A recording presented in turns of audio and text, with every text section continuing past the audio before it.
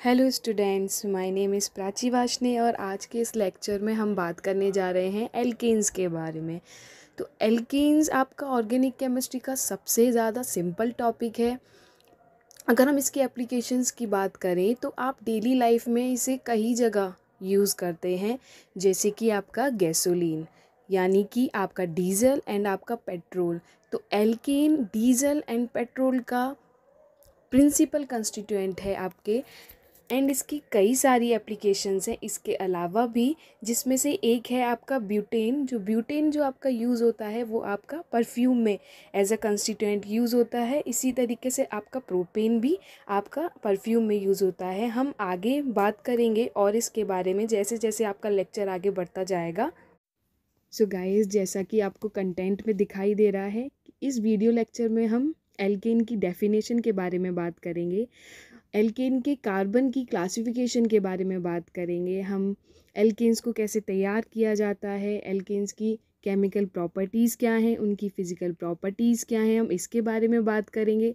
और इस लेक्चर में हम फ्री रेडिकल सब्स्टिट्यूशन रिएक्शन जैसे आपकी क्लोरीनेशन ब्रोमिनेशन रिएक्शंस हैं, हम इनके बारे में बात करेंगे। एंड आपकी रिलेटिव रिएक्टिविटी एंड सेलेक्टिविटी के बारे में भी हम इस वीडियो में बात करेंगे। तो हम एल्केन के बारे में जानने से पहले थोड़ा सा हम हाइड्रोकार्बन्स को जान लेते हैं कि आपका एक्चुअली हाइड्रोकार्बन टर्म है क्या।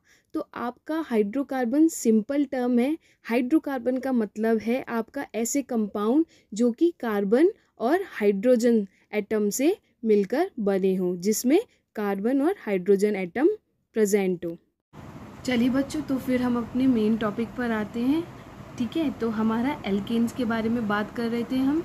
ठीक है, हमने इसकी कई सारी एप्लीकेशंस देख ली थी, जैसे कि आपके परफ्यूम, उसमें ब्यूटेन यूज़ होता है। ठीक है, जैसे कि आपकी गैसोलीन है ना, एक्सेट्रा वैसलीन है आपकी। ठीक है, तो इन सारी चीज़ों में आपका क्या होता है, एल्केन यूज़ होता है। अगर हम इसकी बात करें आपके एल्केन की, तो एल्केन आपका क्या होता है, सिंपल हाइड्रोकार्बन होता है। सिंपल हाइड्रोकार्बन का क्या मतलब हो गया, इसमें कोई भी डबल या ट्रिपल बॉन्ड प्रेजेंट नहीं होते। हम इसे सैचुरेटेड हाइड्रोकार्बन भी बोलते हैं। तो सैचुरेटेड का मतलब तो आप लोग जानते हैं कि सैचुरेटेड हाइड्रोकार्बन्स ऐसे हाइड्रोकार्बन्स होते हैं जिनमें कोई भी डबल या ट्रिपल बॉन्ड प्रेजेंट नहीं होता।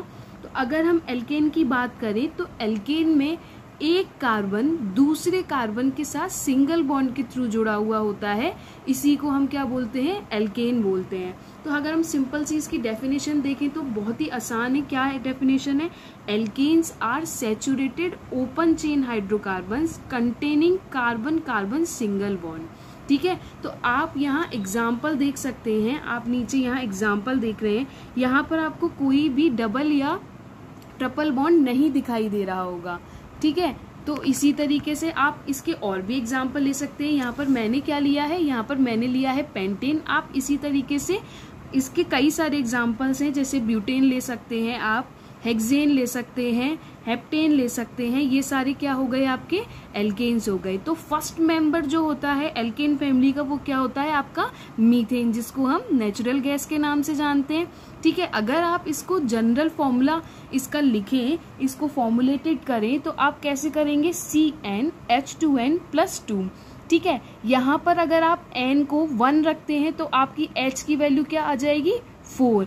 तो ये हमारा किसके लिए फॉर्मूला हो जाएगा, CH4, किसके लिए, मीथेन के लिए। तो इसी तरीके से हम क्या करते हैं, इसका जरा वैल्यू रखकर देख लेते हैं कि हमारी क्या क्या आएगी। तो N1 के लिए हमारी क्या आ गई, कार्बन 1 के लिए हाइड्रोजन 4, तो ये क्या हो गया हमारा मीथेन। ठीक है, इसी तरीके से अगर हम N की वैल्यू 2 रखते हैं तो हमारा क्या आ जाएगा, हाइड्रोजन 6, तो ये क्या हो जाएगा हमारा इथेन। इसी तरीके से अगर हम कार्बन की वैल्यू मतलब N की वैल्यू 3 रखते हैं, 3 रखते हैं, तो हमारा हाइड्रोजन कितने आएंगे, 8, तो हमारा क्या हो जाएगा, ये प्रोपेन। इसी तरीके से ब्यूटेन, इसी तरीके से आप आगे करते जाएंगे पेंटेन। ठीक है, आप आगे कर लेंगे, कोई दिक्कत नहीं है इसमें। आप 6 कार्बन रखेंगे उसके लिए हेक्सेन, 7 रखेंगे उसके लिए हेप्टेन, 8 रखेंगे उसके लिए ऑक्टेन, 9 रखेंगे उसके लिए नोनेन, एंड 10 रखेंगे उसके लिए क्या आ जाएगा, डेकेन। ठीक है, यहाँ तक कोई आपको दिक्कत नहीं है। इसके बाद जो दिक्कत आती है वो कहाँ आती है कि आपको 11 के लिए क्या नेम रखना है। तो आप 11 के लिए क्या बोलते हैं इसे, अनडेकेन।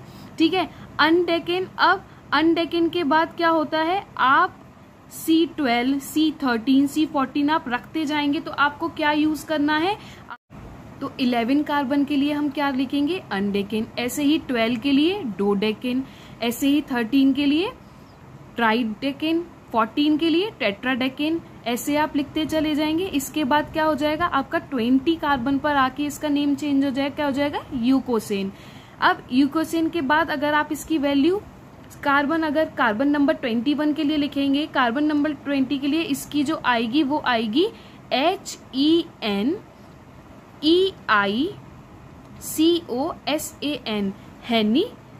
हेनी आइकोसेन। ठीक है, इसके बाद अगर आप C13 के लिए देखेंगे तो क्या आ जाएगी, ट्राई ए कॉन्टेन। ऐसे ही 13 के आगे 31 के लिए देखेंगे तो क्या आ जाएगी आपकी, 31 के लिए क्या होनी चाहिए बताइए। जैसे आपकी 21 के लिए हेनी आइकोसेन है, ऐसे ही 31 के लिए क्या हो जाएगी, हेनी ट्राई ए कॉन्टेन। ऐसे ही आप अगर कार्बन नंबर 22 के लिए देखेंगे तो क्या हो जाएगी, डोडेकेन। ऐसे ही कार्बन नंबर 32 के लिए देखेंगे तो क्या हो जाएगी, डो ट्राई ए कॉन्टेन। अगर आपको, वैसे तो आपके लिए इम्पोर्टेंट यही है कि आप इतना कर लें, आपके लिए काफी है, C20, C30 है ना। इसके आगे अगर आपको कोई दिक्कत है तो आप मुझे कमेंट्स, आपको और जानकारी चाहिए तो आप मुझे कमेंट सेक्शन में लिखकर भेज। तो अब हम अपने नेक्स्ट टॉपिक के बारे में बात करते हैं।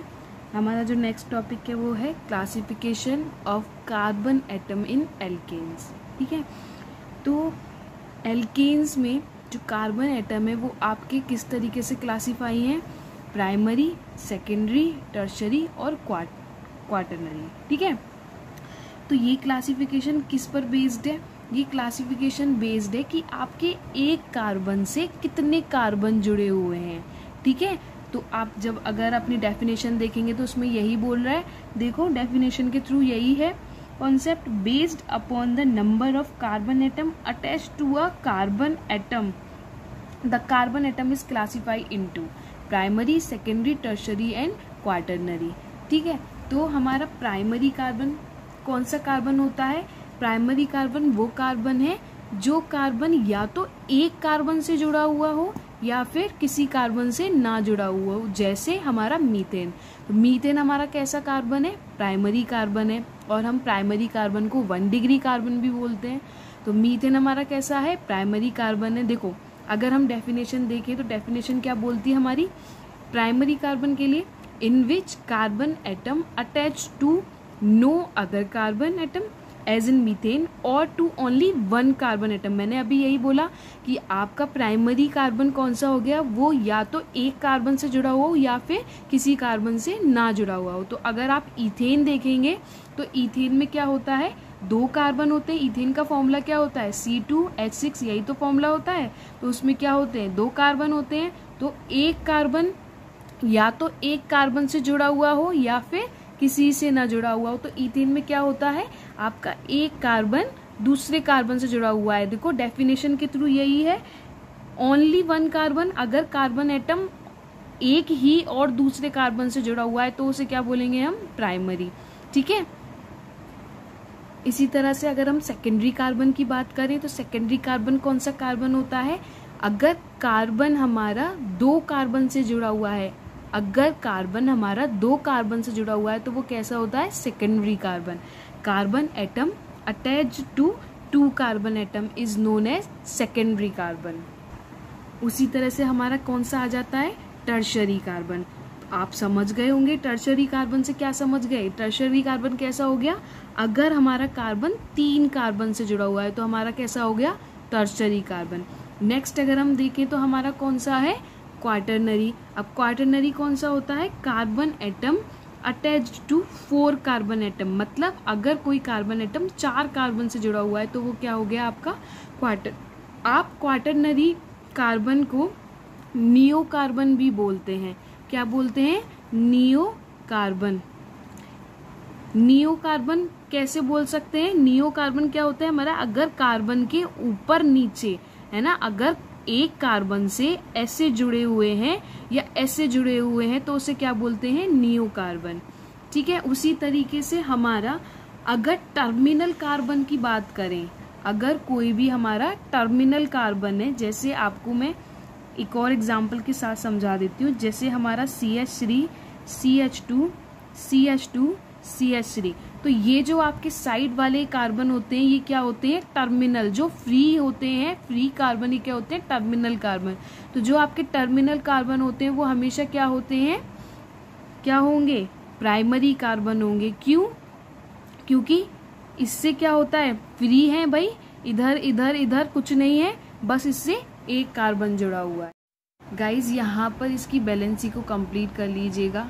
ठीक है, अब इसके बाद क्या, अपने मेथड ऑफ प्रिपरेशन पर चलते हैं, अपने नेक्स्ट स्टेप पे चलते हैं। तो अगर हम एल्केन की प्रिपरेशंस की बात करें तो सबसे पहला जो मेथड आता है वो हमारा कौन सा आता है, हाइड्रोजनेशन ऑफ अनसैचुरेटेड हाइड्रोकार्बन।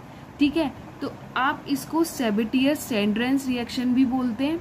कि इसमें क्या होता है, आपका कोई भी अनसैचुरेटेड हाइड्रोकार्बन है जिसमें क्या हो जाता है, addition of hydrogen, means hydrogenation आपका क्या होगा, ये आपका H2 मॉलिक्यूल है। ठीक है, आपका ये H2 मॉलिक्यूल है, क्या करेगा ये अपने इसके दोनों H यहाँ पर जाकर लग जाएंगे, पाई बॉन्ड की जगह आपका पाई बॉन्ड ब्रेक होगा, आपके ये दोनों H यहाँ पर जाकर लग जाएंगे। तो इस तरीके से क्या हो जाएगा, आपका ये पाई बॉन्ड ब्रेक हुआ। ठीक है, ये ब्रेक हुआ, उसके बाद ये दोनों H आपके ऐसे आकर लग गए। ठीक है, अब इसमें क्या होता है, इसमें एक बात ध्यान रखिएगा कि आपके जितने पाई बॉन्ड हैं आप उतने यहाँ पर क्या लेंगे, H2 के मॉलिक्यूल। अगर हम इसका दूसरा एग्जाम्पल लें, यहाँ हमने एल्कीन लिया था, अगर हम यहीं पे एल्काइन की बात करें, अगर हम नेक्स्ट की बात करें, अगर हम एल्काइन की बात करें, तो मैंने अभी ऊपर क्या बोला था आपसे कि आपके जितने पाई बॉन्ड्स होंगे आपको उतने H2 के मॉलिक्यूल लेने हैं। तो यहाँ पर एल्काइन में कितने पाई बॉन्ड हो गए, 2 पाई बॉन्ड, तो आपको कितने H2 के मॉलिक्यूल लेने हैं, 2 मॉलिक्यूल।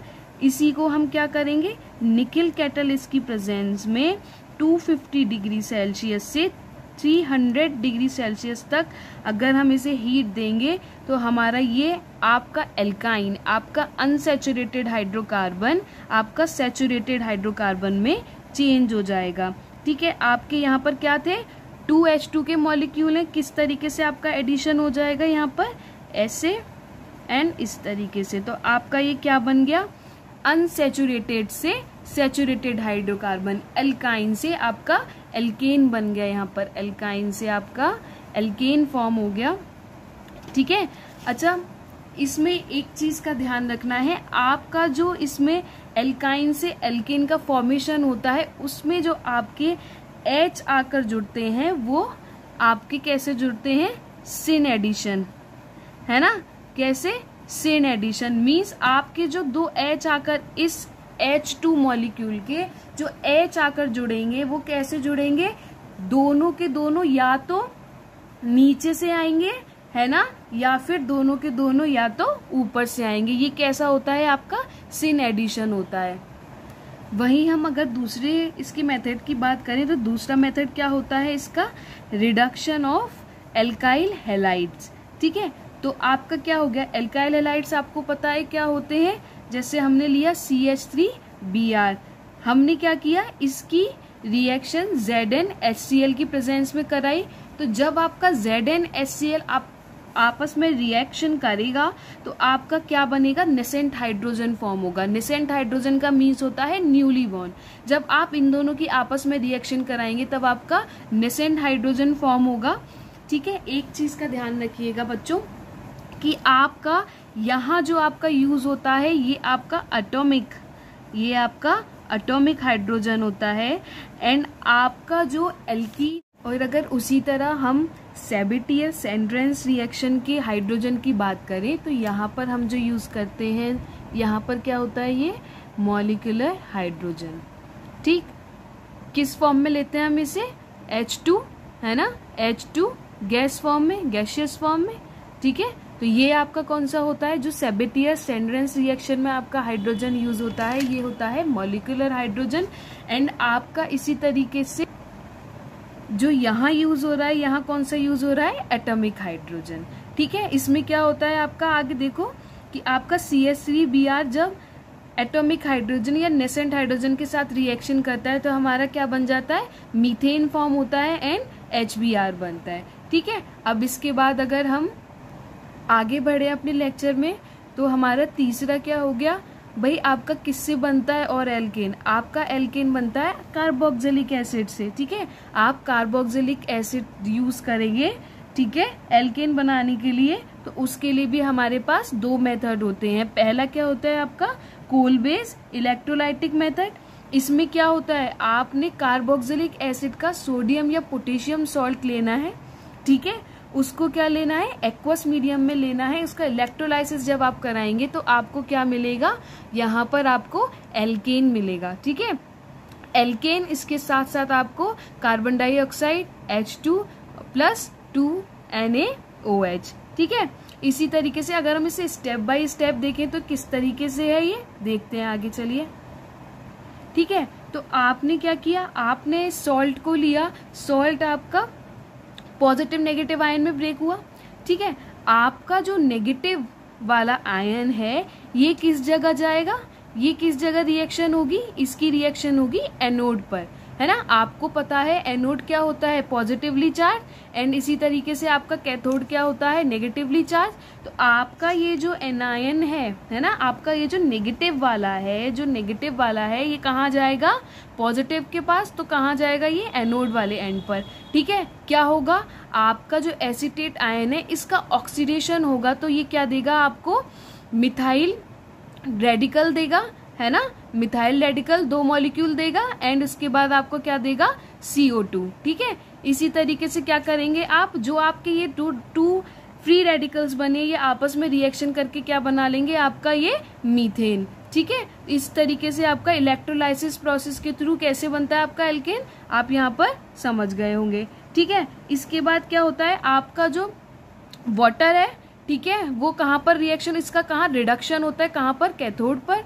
ठीक है, इसका रिडक्शन होता है, तो ये रिडक्शन जब होगा इसका क्या होगा, H2 गैस की फॉर्म में यहाँ से ये निकल जाएगा। अच्छा देखिए, एक बहुत इंपॉर्टेंट बात आप नोट कर लीजिएगा इसे। ठीक है, आपके कोलवे इलेक्ट्रोलाइज मेथड के थ्रू आप मीथेन को नहीं फॉर्म कर सकते। ठीक है, इस प्रोसेस के थ्रू मीथेन का फॉर्मेशन नहीं होता। इस सेकेंड मेथड कौन सा है आपका, जिसमें कार्बोक्सिलिक एसिड से एल्केन बनना है, वो है D carboxylation of mono carboxylic acid salt. इसमें क्या होता है देखिए, स्टेप बाय स्टेप देखिए, बहुत सिंपल है, बहुत ज़्यादा आसान टॉपिक है, ऐसा कुछ नहीं है कि आपको इसमें कुछ समझ में ना आए। ठीक है, आपने कार्बोक्सिलिक एसिड लिया, ठीक है, कार्बोक्सिलिक एसिड को आपने सोडा लाइम के साथ रिएक्शन कराई हीट देकर, तो आपका सिंपल है, एल्केन का फॉर्मेशन हुआ, CO2 रिलीज हुई। ठीक है, अब अगर आप इसे स्टेप बाय स्टेप देखेंगे तो बड़ा ही आसान है। कैसे है, पहला आपने कार्बोक्सिलिक एसिड लिया, ठीक है, NaOH, देखिए सोडा लाइम क्या होता है आपका, CaO + NaOH। ठीक है, कभी कभी हम इसे प्योरली NaOH भी लिखते हैं। ठीक है, तो आपका क्या होता है, आपने NaOH के साथ इसकी रिएक्शन कराई, भाई सिंपल सा है, एसिड बेस रिएक्शन है, acid base reaction gives sodium carboxylate, क्या, एसिड बेस रिएक्शन से आपका सॉल्ट बना प्लस वाटर। ठीक है, सेकंड स्टेप में क्या हुआ आपका जो ये सोडियम कार्बोक्सिलेट था, ठीक है, इसे आपने हीट किया तो आपका जो एसीटेट आयन था वो कन्वर्ट हो गया किसमें, CO2 में। ठीक है, आपका यहाँ पर कार्बन आयन का फॉर्मेशन हुआ, है ना। नेक्स्ट स्टेप में, थर्ड स्टेप में क्या है आपका, कि कार्बन आयन ने आपके वाटर के साथ रिएक्शन करके क्या बनाया, एल्केन + NaOH। ठीक है, इसके बाद अगर हम नेक्स्ट रिएक्शन की बात करें तो वो है आपकी कोरे हाउस रिएक्शन। ठीक है, तो देखिए आपके कोरे हाउस सिंथेसिस में क्या होता है, कोरे हाउस सिंथेसिस में आपका गिलमैन रीजेंट यूज किया जाता है। ठीक है, इस मेथड में क्या किया जाता है, गिलमैन रीजेंट यूज। ठीक है, जो कि कौन सा है, ये है, क्या बोलेंगे इसे, हम इसे ऐसे भी बोलते हैं, कई जगह पर आपको ये इस तरीके से मिलेगा, कैसे, R2Cu और Li। ठीक है, तो आप कोरे हाउस सिंथेसिस में गिलमैन रीजेंट को यूज करते हैं। ठीक है, तो गिलमैन रीजेंट को आप डाई एल्काइल लिथियम क्यूप्रेट भी बोलते हैं, ठीक है। क्या बोलते हैं इसे? डाई एल्काइल लिथियम क्यूप्रेट, ठीक है। अब अगर हम इसे देखें तो सबसे पहले क्या करते हैं, हम स्टेप बाय स्टेप समझते हैं कोरेहाउस सिंथेसिस को। तो सबसे पहले हम क्या करते हैं कि हमने कोई भी एल्काइल हैलाइड लिया, ठीक है। यहाँ पर एल्काइल हैलाइड की हमने लिथियम के साथ ड्राई ईथर की प्रेजेंस में रिएक्शन कराई, तो हमें क्या मिला? CH3Li प्लस LiBr, ठीक है। अब जो हमारा ये CH3Li था, इसके हमने 2 मॉलिक्यूल लिए, उसकी रिएक्शन किसके साथ कराई? क्यूप्रस आयोडाइड, ठीक है। तो जब हम इसकी रिएक्शन क्यूप्रस आयोडाइड के साथ कराते हैं तो हमें क्या मिलता है? गिलमैन रीजेंट, और क्या बोल सकते हैं? डाई एल्काइल लिथियम क्यूप्रेट, ठीक है। प्लस हमें क्या मिलेगा? Li, ठीक है, LiI मतलब लिथियम आयोडाइड, ठीक है। इसके बाद क्या करेंगे? आपने अगर गिलमैन रीजेंट की रिएक्शन फिर से किसी एल्काइल हैलाइड के साथ कराई तो आपको क्या मिलेगा? यहाँ पर आपको यहाँ पर ये मिलेगा एल्केन, ठीक है। एक बात ध्यान रखिएगा या नोट कर लीजिएगा, आपका जो कोरेहाउस सिंथेसिस मेथड है, ये सिंथेसिस आपका अनसिमेट्रिक है ना, अनसिमेट्रिक एल्केन को बनाने के लिए किया जाता है, ठीक है। इससे हम क्या करते हैं? इससे अनसिमेट्रिक एल्केन को प्रिपेयर करते हैं, ठीक है। तो यहाँ पर क्या है आपका? सिंपल सा क्या होगा, एक चीज को ध्यान रखिएगा, सिंपल सा आपका यहाँ वाला CH3 प्लस ये दोनों आपस में कंबाइंड हो जाएंगे, ठीक है। ये दोनों आपस में कंबाइंड, ये आपको मैं एक ट्रिक समझ लीजिए कि आपका अगर जो प्रोडक्ट बनना है, जो एल्केन बनकर आएगा, वो कैसे बनकर आएगा? देखिए, CH2 CH3, यहाँ पर ये वाला CH3 आपने ऐड कर दिया, तो ये क्या चीज बनी है आपकी? प्रोपेन, ठीक है। तो बहुत ही आसान है, ऐसा कोई इसमें दिक्कत वाली बात नहीं है। आप एक चीज और नोट कर रहे होंगे यहाँ पे, आपका ये जो मैकेनिज्म है ना, ये जो आपका मैकेनिज्म है, ये जो रिएक्शन है, ये आपकी कौन सी रिएक्शन है? SN2।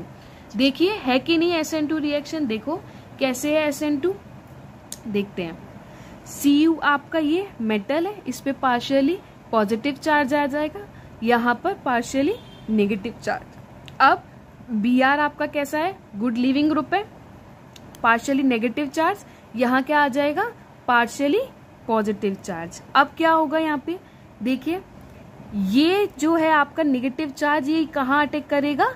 यहाँ पर, ठीक है। Br निकल जाएगा यहाँ से, ये यहाँ अटैक करेगा, ठीक है। अब देखो ये कुछ आपको देखने में ऐसा नहीं लग रहा कि आपका, जैसे आप याद करिए SN2 रिएक्शन जो होती है आपकी, ठीक है, उसमें यही तो होता है, आपका कोई भी इस तरीके से ग्रुप है, यहाँ Br लगा हुआ है, ठीक है, यहाँ पर CH3 है। क्या होता है कि आपका यहाँ से ये आ रहा है आपका CH3 और यहाँ से क्या होता है? Br निकल रहा होता है, ठीक है। कुछ इस तरीके से